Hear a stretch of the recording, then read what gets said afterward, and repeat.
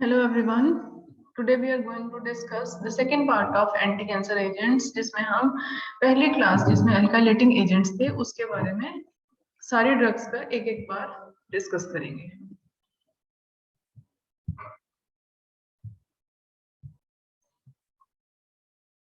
Alkylating agents में हमारे पास सबसे पहली ड्रग आती है मीक्लोरइथामीन। मीक्लोरइथामीन के सिंथेसिस हमारे सिलेबस में है। पहले हम इसका देखते हैं IUPAC nomenclature. This is the structure for mechlorethamine.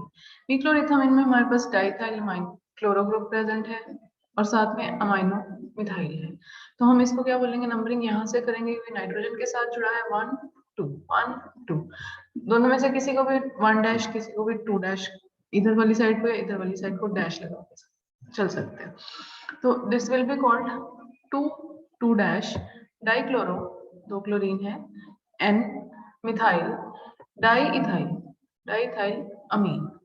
फिर आती है इसकी सिंथेसिस। इसको हम कहाँ कैसे सिंथेसाइज कर सकते हैं, हम इन दो कंपाउंड्स को लेंगे और आपस में रिएक्ट कराएंगे। इसकी रिंग खुल जाएगी, हमारे साथ क्या होगा, यहाँ पे NH, ये N जो है CH2 OH ग्रुप इसके साथ जुड़ जाएंगे। ये CH2 और इसका H ये ले लेगा, यहाँ पे दो हमारे पास जुड़ जाएंगे। फिर नेक्स्ट आता है हमने क्या करना है, इस OH को निकालना है, क्लोराइड डालना है। तो हम SOCl2 इसमें ऐड करेंगे, हमारे पास यहाँ पे CH2Cl बन जाएगा। This is the structure for mechlorethamine.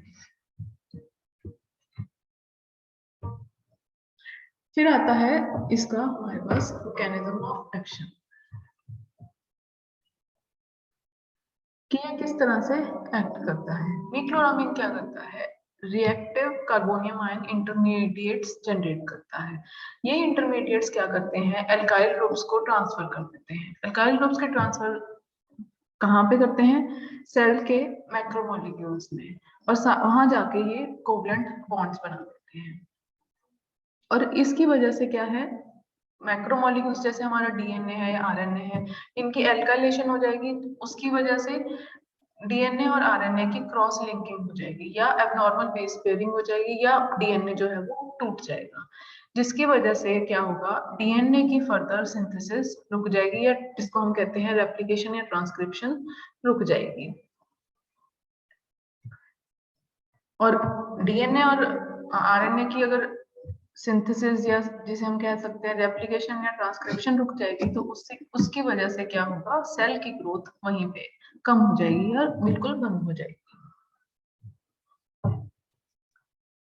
फिर आते हैं इसके यूजेस। इसको हम कहाँ पे यूज कर सकते हैं, इसको हम पैलिएटिव ट्रीटमेंट ऑफ हॉजकिंस डिजीज कर सकते हैं। हॉजकिंस डिजीज एक कार्सिनोमा की ही टाइप है। लिम्फोसार्कोमा में यूज कर सकते हैं, क्रॉनिक मायोसिटिक और क्रॉनिक लिम्फोसिटिक ल्यूकीमिया में भी यूज कर सकते हैं, ब्रोंकोजेनिक कार्सिनोमा में भी यूज कर सकते हैं। फिर आती है हमारे पास सेकंड ड्रग साइक्लोफॉस्फामाइड। साइक्लोफॉस्फामाइड में हमारे पास यहाँ पे साइक्लिक रिंग है जिसमें एक ऑक्सीजन एक फास्फोरस और एक नाइट्रोजन प्रेजेंट है। तो हम इसको और यहाँ पे हमारे पास dichloro 2 chloro ethyl amino group present है। तो हम इसको कैसे लिखेंगे, 2 पोजीशन पे हमारे पास क्या जुड़ा है, बिस 2 क्लोरो इथाइल अमाइनो टेट्राहाइड्रो, ये सारे हमारे पास हाइड्रोजन है। Tetrahydro 132, 1 for oxygen 2 for phosphorus, 132 1 for oxygen 3 for nitrogen 2 for phosphorus, 132 ऑक्सा एजा, ऑक्सा ऑक्सीजन के लिए, एजा नाइट्रोजन के लिए, फॉस्फो फॉर फास्फोरस, फॉस्फोनिन 2 ऑक्साइड, 2 के ऊपर ऑक्साइड लगा है। फिर आता है हमारे पास mechanism of action. Mechanism of action इसका सेम है जैसा कि मीक्लोरामीन इथामीन का था। उस केस में क्या हो रहा था, इसने एल्काइलेशन करा देनी है DNA की। एल्काइलेशन कराने से DNA क्या होगा, क्रॉस लिंकिंग हो जाएगी या सिजन हो जाएगी, DNA टूट जाएगा, जिसकी वजह से DNA की फर्दर सिंथेसिस ट्रांसक्रिप्शन रेप्लिकेशन रुक जाएगी और सेल की ग्रोथ बंद हो जाएगी। फिर आते हैं इसके यूजेस। इसको हम यूज कर सकते हैं in the treatment of malignant lymphomas में कर सकते हैं, मल्टीपल माइलोमास में कर सकते हैं, ल्यूकीमियाज में कर सकते हैं, न्यूरोब्लास्टोमा में कर सकते हैं, एडिनोकार्सिनोमा ऑफ ओवरी में कर सकते हैं, रेटिनोब्लास्टोमा में कर सकते हैं, और कार्सिनोमा ऑफ ब्रेस्ट में भी कर सकते हैं। नेक्स्ट हमारे पास आता है मेल्फालिन। मेल्फालिन में हमारे पास यहाँ पे ये एक बेंजीन रिंग है, यहाँ पे भी बिस 2-क्लोरोइथाइल ग्रुप लगा है, इसका नोमेनक्लेचर सिमिलर ही है। ये यहाँ पे एलानिन का डेरिवेटिव लेंगे हम, सो 3 पे 4 आगे bis two chloroethyl amino phenyl L alanine. Mechanism of action same है जैसे मीक्लोराथीन का था या साइक्लोफॉस्फेमाइड का था। फिर आते हैं इसके यूजेस। इसको हम बहुत सारे एंटी कैंसर ड्रग्स के साथ कॉम्बिनेशन में यूज करते हैं। जब कीमोथेरेपी चल रही होती है पेशेंट की, उस टाइम पे इसको यूज किया जाता है, specially in case of breast cancer और ओवरी कैंसर में। Next drug is chlorambucil. Chlorambucil का स्ट्रक्चर कुछ इस तरह का है, इसमें भी हमारे पास वही सेम ग्रुप्स प्रेजेंट है, सिर्फ यहाँ पे हमारे पास ब्यूटानिक एसिड है। तो हम इसको कैसे लिखेंगे, 4 के ऊपर हमारे पास ये 4 है, 4 के ऊपर पैरा या 4 bis two chloroethyl amino ethyl phenyl butyric acid. Mechanism of action, क्योंकि अल्काइलेटिंग एजेंट है, इसने भी वही करना है, डीएनए की क्रॉस लिंकिंग करनी है, उसको तोड़ देना है, जैसा कि हमने मीक्लोरम इथेन में किया या हमने मेल्फालिन में किया, सेम है। नेक्स्ट आते हैं इसके यूजेस।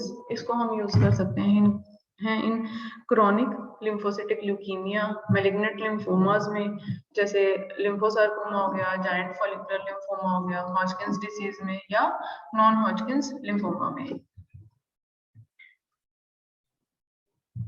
नेक्स्ट हमारे पास आता है वो सल्फान। वो सल्फान में हमारे पास यहाँ पे 2 सल्फोन ग्रुप्स प्रेजेंट है, साथ में ही ऑक्सीजन है तो इसको बोलेंगे सल्फोनॉक्सी, और एक मीथेन भी लगा है तो इसको मीथेन सल्फोनॉक्सी बोलेंगे। सेंटर में हमारे पास 4 कार्बन की रिंग है, तो इट विल बी कॉल्ड 1,4 बिस मीथेन सल्फोनॉक्सी ब्यूटेन। अब वो सल्फान क्या है, हमारे पास एक एल्काइलेटिंग एजेंट है, इसमें हमारे पास 2 मीथेन सल्फोनेट ग्रुप्स प्रेजेंट है, इधर भी प्रेजेंट है और इधर भी प्रेजेंट है। ठीक है, तो इसमें क्या होगा कि एक वो सल्फान जो है वो हाइड्रोलाइज हो जाएगा इनटू मीथेन सल्फोनेट ग्रुप्स, और हमारे पास 2 मीथेन सल्फोनेट ग्रुप्स रिलीज हो जाएंगे, और जो कार्बोनियम आयंस हैं वो भी प्रोड्यूस होंगे। ये जो कार्बोनियम आयंस प्रोड्यूस होंगे, इन्होंने क्या करना है, डीएनए को एल्काइलेट करना है, जिसकी वजह से डीएनए की रेप्लिकेशन या आगे आरएनए की ट्रांसक्रिप्शन जो है वो रुक जाती है, न्यूक्लिक एसिड का फंक्शन खत्म हो जाता है, सिंथेसिस बंद हो जाती है, सेल की डेथ हो जाती है।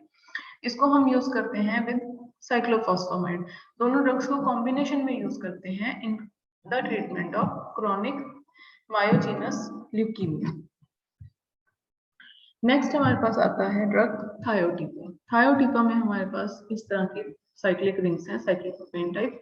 इसमें हम इसका नोमेनक्लेचर करेंगे N, N dash, N double dash, triethyl, triethyl, ethylene, thio, thio, फॉस्फा, फॉस्फेरामाइड।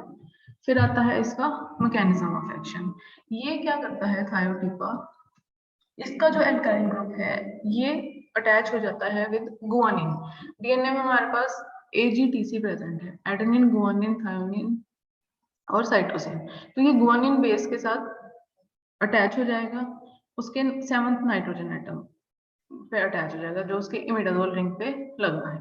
उससे क्या होगा, डीएनए की क्रॉस लिंकिंग हो जाएगी, डबल हेलिक्स स्ट्रैंड जो है वो घूम जाएंगे और डीएनए के ऊपर डायरेक्टली अटैक हो जाएगा, जिसकी वजह से स्ट्रैंड्स जो हैं अनकॉइल नहीं हो पाएंगे। मतलब जो डीएनए के 2 स्ट्रैंड होते हैं वो आपस में कॉइल्ड है, वो खुल नहीं पाएंगे। खुल नहीं पाएंगे तो डीएनए की रेप्लिकेशन नहीं होगी, रेप्लिकेशन नहीं होगी, आगे आरएनए की ट्रांसक्रिप्शन नहीं होगी, तो सेल में आगे ग्रोथ बंद हो जाएगी। फिर आते हैं थायोटीपा के यूजेस। थायोटीपा को हम कहाँ कहाँ यूज कर सकते हैं, इसको हम यूज कर सकते हैं एज एलोजेनिक और autologous haematopoietic progenitor cell transplantation में, उसके इन हेमेटोलॉजिकल डिजीज के केस में या पीडियाट्रिक पेशेंट्स में यूज कर सकते हैं। इसके अलावा इसको सॉलिड ट्यूमर्स में यूज कर सकते हैं।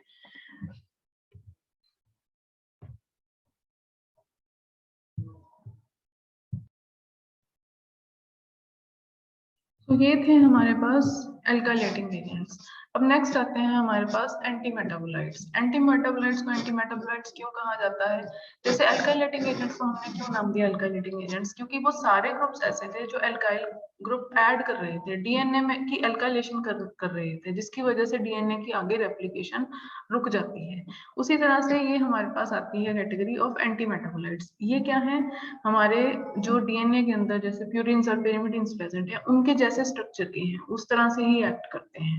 तो इस ये उनके जैसे होने की वजह से डीएनए की या आरएनए की आगे सिंथेसिस रोक देते हैं।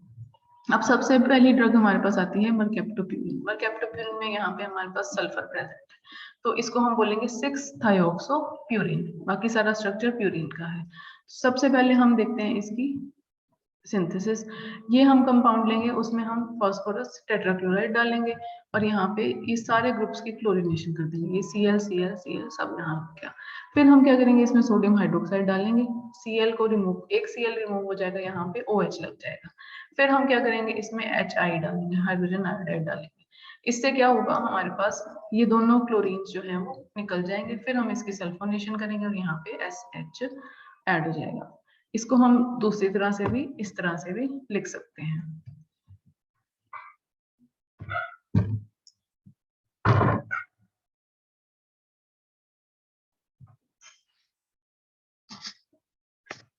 अब आता है इसका मैकेनिज्म ऑफ एक्शन। मरकेप्टोप्यूरिन जो है सीधा एक्ट नहीं करता, पहले इसका मेटाबॉलिज्म होता है। ये कैसे मेटाबोलाइज होता है? पहले एक एंजाइम आता है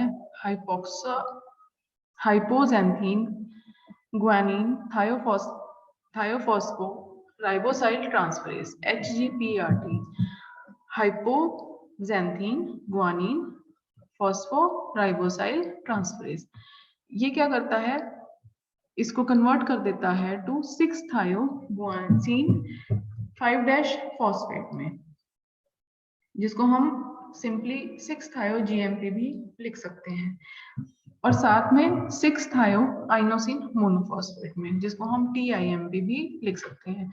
ये दो जो जनरेट हुए 6-थायो-GMP और TIMP, ये क्या करते हैं, ये न्यूक्लियोटाइड्स की इंटर कन्वर्शन और प्यूरिन सिंथेसिस को रोक देते हैं, डी नोवो प्यूरिन सिंथेसिस, और साथ में न्यूक्लियोटाइड की इंटर कन्वर्शंस को रोक देते हैं। कैसे रोकते हैं? By blocking the formation of purine nucleotides and inhibiting DNA synthesis. DNA के सिंथेसिस को रोकेंगे और प्यूरिन न्यूक्लियोटाइड्स की फॉर्मेशन को रोक देंगे। ये क्या करते हैं, हमारे पास जो ये 6-थायो-GMP और TIMP है, ये खुद जाके डीएनए के साथ जुड़ जाते हैं। खुद जाके डीएनए के साथ जुड़ेंगे, स्ट्रक्चर तो सिमिलर है, जुड़ तो जाएगा, लेकिन आगे रेप्लिकेशन डीएनए की नहीं हो पाएगी। इसको हम कहाँ पे यूज कर सकते हैं? मेंटेनेंस थेरेपी में यूज कर सकते हैं इन case of acute lymphatic leukaemia में। नेक्स्ट हमारे पास आता है थायोगुआनिन। थायोगुआनिन का स्ट्रक्चर इस तरह का है। इसमें हमारे पास सेकंड पोजीशन पे अमाइनो लगा है, तो 2 अमाइनो 1,7 डाइहाइड्रो 6H प्यूरीन 6 थायोन। फिर आता है थायोगुआनिन का हमारे पास mechanism of action. Mechanism of action इस केस में भी क्या है, थायोगुआनिन की पहले फॉस्फोराइलेशन की थी। कौन करेगा phosphorylation? HGPRT hypoxanthine guanine phosphoribosyl transferase enzyme करेगा। ये किस में कन्वर्ट करेगा इनको? 6-थायोगुआनिलिक एसिड और थायोगुआनिसिन डाइफॉस्फेट TGMP और TGDP में। साथ में हमारे पास क्या आएगा, थायोगुआनिसिन ट्राइफॉस्फेट TGTP भी आएगा, डाइफॉस्फेट भी बनेगा और ट्राइफॉस्फेट भी बनेगा। ये क्या करेंगे, ये डीएनए और आरएनए में जाके जुड़ जाएंगे। स्ट्रक्चर सिमिलर है, इस वजह से बाइंडिंग हो जाएगी, लेकिन इनके जुड़ने की वजह से डीएनए और आरएनए की सिंथेसिस रुक जाएगी और सेल की डेथ हो जाएगी। इसके अलावा थायोगुआनिन और क्या करता है, it inhibits glutamine 5 phosphoribosyl pyrophosphate amido transferase enzyme, जिसकी वजह से प्यूरिन की सिंथेसिस रुक जाती है। फिर आता है इसका यूज, इसको हम यूज कर सकते हैं in acute non lymphocytic leukaemia में। नेक्स्ट ड्रग हमारे पास आती है फ्लोरोयूरासिल। फ्लोरोयूरासिल में हमारे पास क्या है, ये स्ट्रक्चर है यूरासिल टाइप। तो इसमें हमारे पास 5 फ्लोरो, ये है पिरिमिडीन, 2,4 डाइनो। तो इसमें हम इसका पहले कर लेते हैं मैकेनिज्म ऑफ एक्शन। अब 5 फ्लोरो यूरासिल है तो इट मींस ये यूरासिल का एनालॉग है। फर्क सिर्फ इतना है कि यहाँ पे 5th पोजीशन पे फ्लोरीन लग गया है। ये क्या है, 5 फ्लोरो यूरासिल कन्वर्ट हो जाता है इनटू 5 फ्लोरो यूरिडीन मोनोफॉस्फेट में, जो क्या करेगा, फिर से डीएनए की सिंथेसिस को रोक देगा और सेल डेथ हो जाएगी, ट्यूमर की ग्रोथ कम हो जाएगी। फिर आते हैं हमारे पास इसके यूजेस। फ्लोरोयूरासिल जो है हमारे पास, इसको यूज किया जाता है in palliative treatment of various types of cancer. बहुत सारे कैंसर्स के ट्रीटमेंट में इसको यूज किया जाता है। जब कैंसर हमें पता है कि अब अनकंट्रोल्ड हो गया है, मेडिकेशन इफेक्ट नहीं कर रही है, तो मेंटेनेंस के लिए कि और नहीं फैले, उसको उतना ही रखने के लिए हम पैलिएटिव ट्रीटमेंट करते हैं। तो फॉर एग्जांपल कोलन का कैंसर है, इसोफेगल कैंसर है, गैस्ट्रिक कैंसर है, रेक्टम का कैंसर है, ब्रेस्ट कैंसर है, बाइलरी ट्रैक्ट का कैंसर है, स्टमक का कैंसर है, हेड या नेक का कैंसर है, सर्वाइकल, पेनक्रियास, रीनल या कोई और कार्सिनोइड है, तो उसमें इसको यूज किया जाता है। नेक्स्ट ड्रग हमारे पास आती है फ्लॉक्सयूरिडीन। फ्लॉक्सयूरिडीन का स्ट्रक्चर इस तरह का है। इसमें हमारे पास फ्यूरेनसाइल न्यूक्लियस है, इसको हम बोलेंगे 2 डिऑक्सी, यहाँ पे ये डिऑक्सी राइबोस है, 2 डिऑक्सी राइबोस फ्यूरेनोसाइल 5 फ्लोरो यूरासिल, बाकी सारा यूरासिल वाला स्ट्रक्चर है। ये भी एक एंटी मेटाबोलाइट है। ये क्या करता है, डीएनए की सिंथेसिस को ही रोकता है। क्या इसके अलावा ये राइबोसाइड फॉस्फोराइलेज एंजाइम को भी इनहिबिट करता है। वो एंजाइम क्या करता है, यूरासिल की सिंथेसिस को आरएनए में नहीं जुड़ने देता। और फ्लॉक्सयूरिडीन जो है, ये हमारे पास 5 फ्लोरो 2 डैश डीऑक्सीयूरिडीन 5 फॉस्फेट, इसको हम FUDR-MP भी बोलते हैं, जो एक मोनोफॉस्फेट है, ये बना इसमें कन्वर्ट हो जाता है, जो आगे हमारे पास थायमिडाइलेट सिंथेटेस को इनहिबिट करता है। थायमिडाइलेट सिंथेटेस क्या करता है, ये आगे डीऑक्सीयूरिडिलिक एसिड को थायमिडिलिक एसिड में कन्वर्ट कराता है या उसकी मिथाइलेशन कराता है, जो कि डीएनए सिंथेसिस में एक इंपॉर्टेंट स्टेप है, लेकिन ये सारे इस प्रोसेस को रोक देता है। फिर आते हैं हमारे पास इसके uses. It can be used in the palliative treatment of gastrointestinal adenocarcinoma, metastatic to liver, liver में जो फैल चुका हो उसमें यूज कर सकते हैं, और इसके अलावा लिवर के कैंसर में डायरेक्टली भी इसको यूज कर सकते हैं। नेक्स्ट हमारे पास आती है सिटाराविन। सिटाराविन में भी हमारे पास यहाँ पे फ्यूरेनोसाइल न्यूक्लियस है, ये अरेबिनोस है, तो इसको हम बोलेंगे 4 amino arabinosyl arabinofuranosyl two 1H pyrimidine dione. यहाँ पिरिमिडीनोन, यहाँ पे NH2 आ गया है, यहाँ पे अदरवाइज हमारे पास अभी तक कीटो ग्रुप लगा था। फिर आता है हमारे पास इसका मैकेनिज्म ऑफ एक्शन। ये क्या करता है, स्ट्रक्चर सिमिलर है, मेटाबोलाइट्स के जैसा है, तो ये डायरेक्टली डीएनए को डैमेज कर देता है। सिटाराविन जो है टॉक्सिक होता है।